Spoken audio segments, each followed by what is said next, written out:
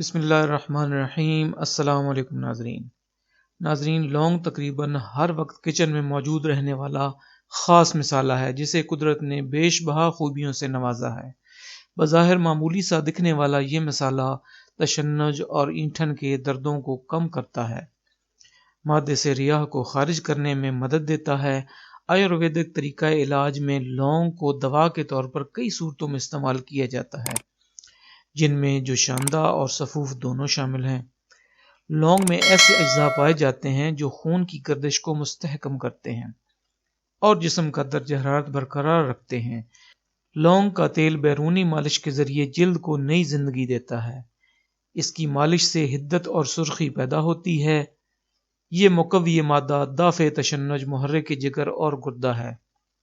قبض کشا اور جلاب آور ادویات میں اسے ملا کر استعمال کرنے سے دیگر جلاب آور ادویات کی طرح پیٹ میں درد نہیں ہوتا۔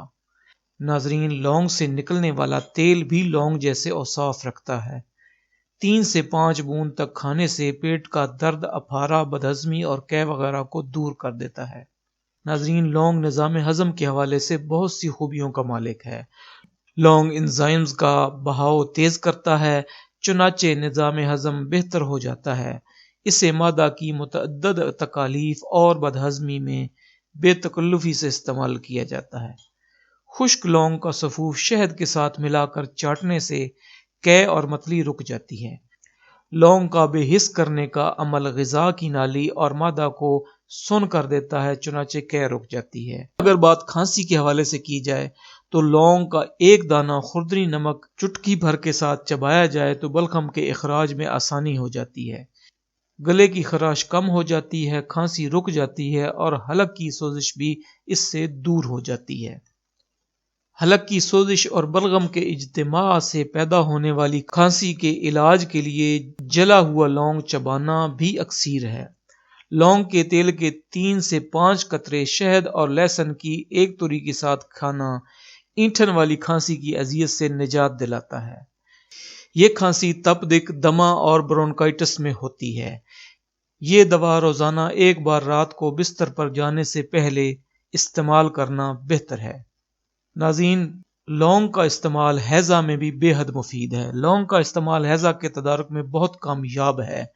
4 گرام لونگ اگر 3 لیٹر پانی میں اس وقت تک ابالے جائیں کہ پانی آدھا اڑ جائے تو بقیہ پانی کو گھونٹ گھونٹ کر کے پیا جائے تو ہیضہ کی شدید علامتیں ختم ہو جاتی ہیں۔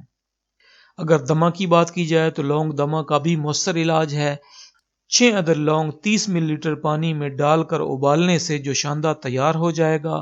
اب اس میں 1 چمچ شہد ڈالیں اور یہ جوشاندہ روزانہ دن میں 3 بار استعمال کریں۔ اس سے بلغم کا اخراج تیز ہو جاتا ہے اور دمہ میں افاقہ ہوتا ہے۔ ناظرین، دانتوں کی بیماریوں میں بھی لونگ بے حد مفید ہے۔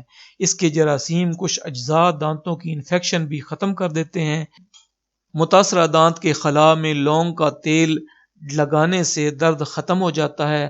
لونگ چوسنے سے بھی گلے کی امراض میں افاقہ ہوتا ہے۔ کان کے درد میں بھی لونگ بے حد مفید ہے۔ 1 لونگ کا دانہ تلوں کے تیل میں 1 چائے کا چمچ گرم کر کے 3 سے 5 قطرے کان میں ڈالنے سے کان کا درد ختم ہو جاتا ہے۔ اس کے علاوہ ناظرین، سر درد میں بھی لونگ کا استعمال بے حد مفید ہے۔ نمک، دودھ اور پسے ہوئے لونگ کا لیپ پیشانی پر لگانے سے سر درد کا خاتمہ ایک انتہائی پرانا ٹوٹکا ہے۔ نمک رطوبت کشید کر کے تناؤ کو کم کرتا ہے۔ امید ہے ناظرین یہ ویڈیو آپ کے لیے فائدہ مند ثابت ہوگی اور انفارمیٹو بھی ثابت ہوگی۔ اپنی دعاؤں میں یاد رکھیے گا۔ السلام علیکم ورحمۃ اللہ وبرکاتہ۔